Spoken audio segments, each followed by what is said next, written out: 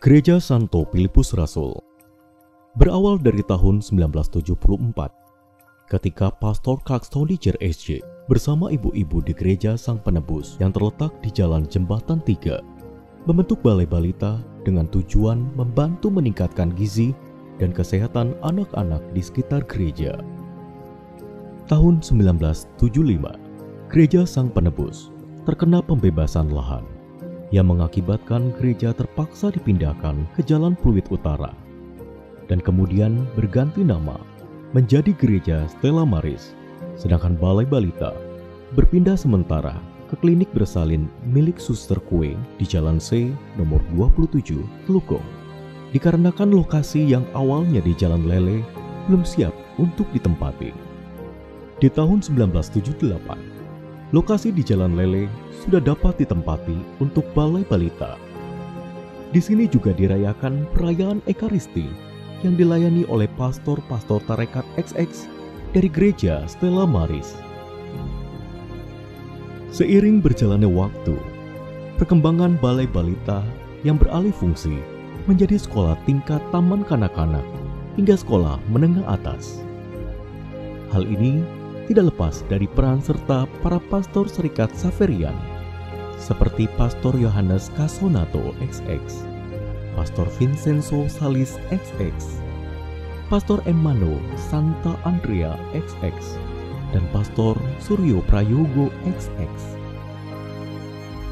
Pada tahun 1987, dengan melihat banyaknya penduduk lanjut usia di sekitar stasi, tergeraklah hati Pastor Santa Andrea untuk mulai membentuk badan pengurus rumah mini, dan beliau juga meminta bantuan kepada suster tarekat SCMM untuk mengelola rumah mini yang saat ini dikenal sebagai Panti Jompo Santa Ana.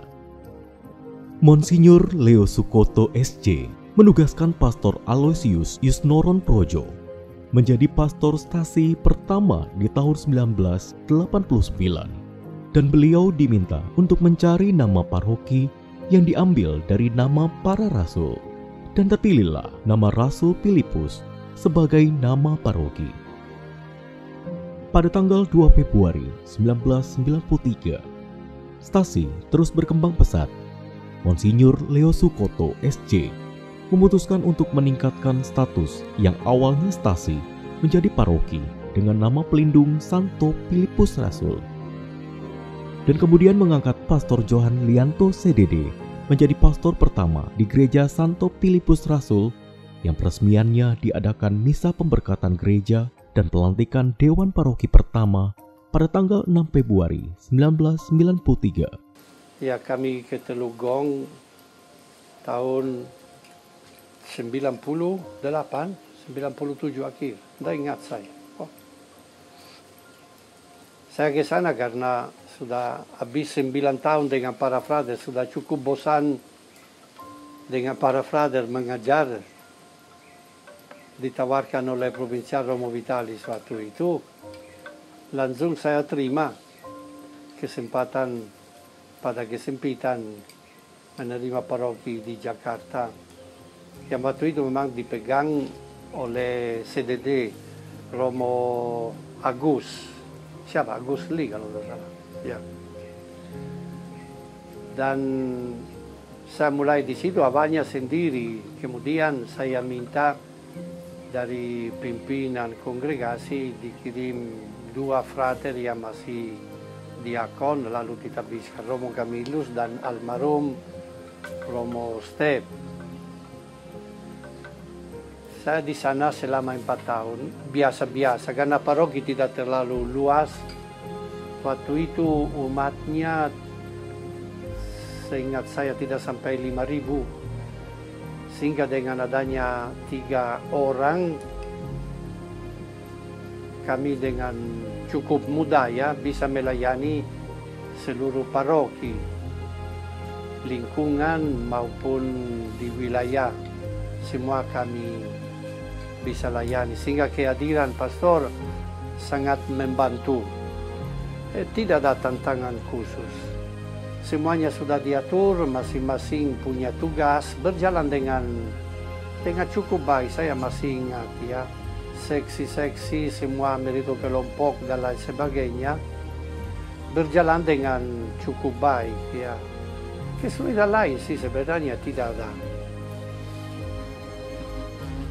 Memang tantangan yang cukup berat adalah justru tidak adanya gereja, karena waktu itu masih pakai aula sekolahan Stella Maris. Sampai saya 2002 akhirnya saya pindah karena tugas lain. Begitulah sejarahnya, sederhana, penuh hikmat. Tahun 2002, terjadi peristiwa banjir besar yang menyebabkan pastoran di Jalan Lele terpaksa harus berpindah sementara ke belakang aula sekolah Stella Maris. Dikarenakan kondisi pastoran yang sudah tidak layak ditempati dan pada akhirnya diputuskan untuk melakukan pembangunan gedung pastoran yang baru di Jalan Telugong Raya dan diresmikan pada tahun 2005. Pada tanggal 14 Desember 2008, umat paroki Santo Filipus Rasul akhirnya memiliki gedung gereja sendiri yang berlokasi di Jalan Telugong Raya.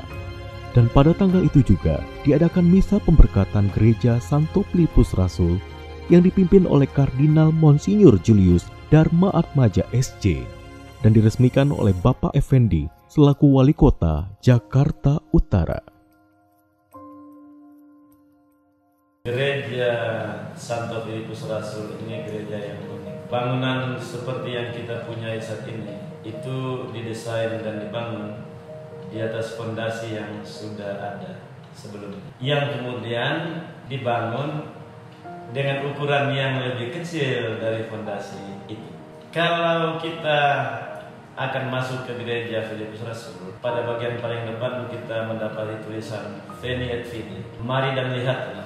Itu kalimat yang pernah diucapkan oleh Santo Filipus Rasul ketika dia mengundang Nathanael untuk bertemu dengan Yesus. Dengan demikian gereja kita merupakan tempat di mana semua orang Filipus Rasul berjumpa dengan Tuhannya, bahkan mengundang orang lain lagi untuk ambil dalam perayaan iman yang sama, menghayati iman yang sama, spirit yang sama seperti yang dihidupi orang-orang Filipus Rasul.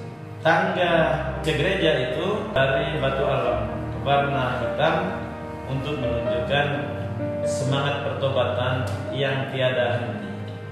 Kesucian memang merupakan perjalanan pertobatan yang tiada berkesudahan. Pada posisi kanan ada lonceng yang terbuat dari resin. Lonceng itu tidak berbunyi, tidak bisa dibunyikan seperti layaknya lonceng lain. Itu adalah lonceng toleransi, karena batas posisi lonceng dengan rumah penduduk itu tidak sampai 4 meter. Kalau itu lonceng yang dari logam berbunyi bisa sedemikian mengganggu warga di sekitar. Toh lonceng itu simbol atau lambang, bukan lagi berfungsi untuk memanggil umat pada waktu tertentu, karena pada saat ini umat punya patokan waktu dimanapun, di rumahnya, di lengannya, semua ada patokan waktu. Pintu gereja kita itu dari kayu merbau yang kokoh, tanda kebesaran Tuhan yang menyapa kita. Lalu kalau beranjak ke posisi panti imam, posisinya sangat strategis, ketinggiannya dan luasnya sudah memperhitungkan agar semua orang bisa menatap dengan mudah imam yang berada di panti imam. Dengan demikian bisa ambil bagian dalam perayaan secara penuh dengan fokus yang bagus. Lalu marmer itu hasil perjuangan dari umat Filipus Rasul untuk memberikan yang terbaik. Pada meja altarnya, marmernya warna putih dengan guratan hitam, untuk mengatakan bahwa di atas altar itu ketika Yesus mempersembahkan dirinya untuk kita manusia, hadir juga kita manusia dengan segala kecacatan kita, sehingga pada marmer itu ada guratan hitam. Hitam itu simbol dari kecacatan kita manusia. Salib pada gereja kita, salib utamanya itu terbuat dari cahaya yang bisa berubah sesuai dengan keperluan warna liturgi. Dengan demikian kalau di gereja kita tidak lampu itu tidak dinyalakan, maka sama dengan gereja kita tidak punya salibnya. karena salib kita dari cahaya. Kalau kita berdiri pada posisi panti imam, kita menatap ke atas, gereja kita seakan-akan tidak tertutup, karena bukan dengan atap, melainkan bertutupkan kaca, supaya cahaya dari atas tembus masuk altar. Itu simbol dari rahmat yang masuk dalam kehidupan kita manusia. Lalu kalau imam berdiri di panti imam, dia menatap di plafon. Plafon tengah itu modelnya lain dari plafon di posisi-posisi lain dalam gereja. Di plafon tengah itu ada undakan. Undakan itu melukiskan suatu perjalanan, dan pada posisi paling atas dari undakan itu ada 3 buah lampu dengan lampu terdepan, lampu kuning yang cahayanya lebih besar dari 2 lampu yang lain. Itu memberikan pencerahan rahmat. Kalau dicermati dengan baik, posisi patung Yosef dengan patung Maria itu agak tinggi, mengatakan bahwa itulah orang-orang yang sudah berjuang dan mencapai kesempurnaan. Kita semua harus berjuang ke arah kesempurnaan itu dengan perjuangan yang ekstra. Pada panti imam itu ada mimbar sabda dan mimbar doa. Pada mimbar sabda, Yesus yang adalah Alfa dan Omega sedang memegang sabda kehidupan. Sementara pada mimbar doa ada Yesus yang sedang berdoa di Taman Getsemani, mau melukiskan tentang perlunya doa yang tiada henti, seperti layaknya Yesus sudah berdoa. Lalu pada meja altar bagian depannya ada gambar perjamuan terakhir, lukisan yang juga dari bahan resin. Lukisannya sangat hidup, terutama kalau lampu-lampunya dinyalakan. Dengan demikian, kemeriahan dari perjamuan itu dinikmati juga oleh umat yang hadir dalam perayaan.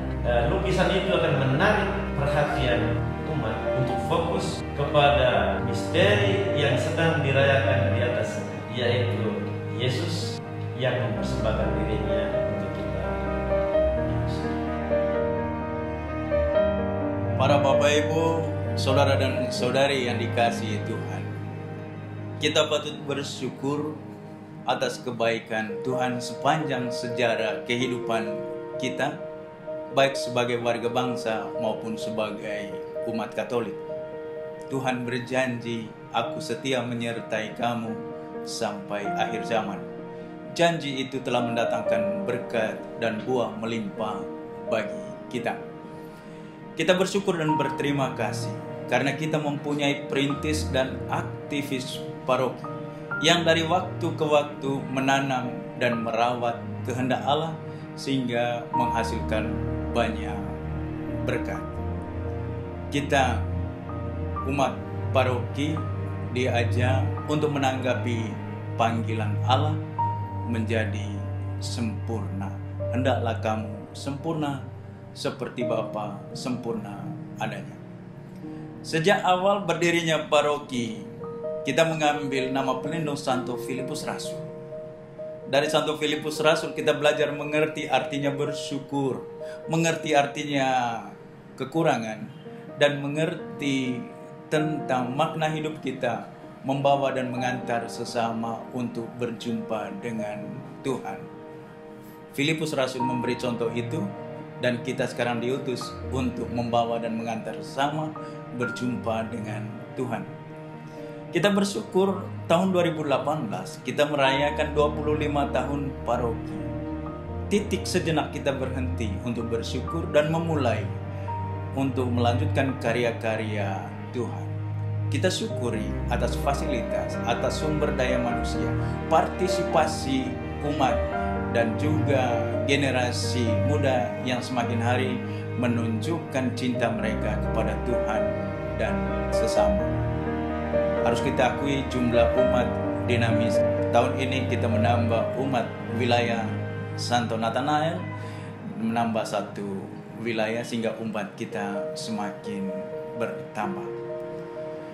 Saudara dan saudariku terkasih, kita semua diajak, dipanggil untuk membangun hidup persaudaraan, membangun persaudaraan kasih lintas iman, dan juga tetap perkokohkan iman kita, gemar menolong dan membantu sesama, sehingga kita semakin beriman, semakin bersaudara, semakin berbela rasa. Itulah tugas dan panggilan kita.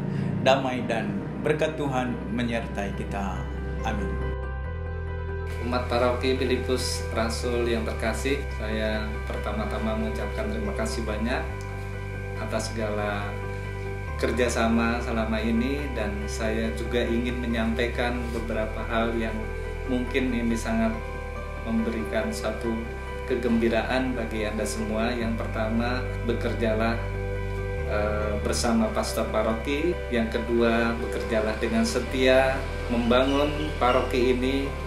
Dan yang ketiga adalah bagaimana kita meluaskan kerajaan Allah bukan hanya untuk kepentingan pribadi tetapi kepentingan bersama, yaitu menghadirkan kegembiraan, kebahagiaan bersama seluruh umat paroki di Keuskupan Agung Jakarta. Sebagai orang Filipus Rasul, kita harus menempatkan diri kita pada posisi yang dengan mudah dijumpai oleh Yesus atau berjumpa dengan Yesus. Lalu dalam keseharian kita juga mengundang sesama kita untuk terlibat dalam kehidupan iman kita. Gereja Filipus Rasul itu gereja yang merasul, yang hidup, yang berjuang agar orang lain mendapatkan kabar gembira dan menghayati hidup Filipus Rasul. Mudah-mudahan ya paroki tetap berkembang dengan baik. Tergantung bukan dari pastor paroki, dia satu orang. Tergantung dari setiap anggota paroki, dari setiap anggota kelompok. Tergantung dari kita. Ya, pastor paroki bisa memberi petunjuk, bisa berteriak dari altar, tapi kalau kita budek hati, paroki tidak akan maju.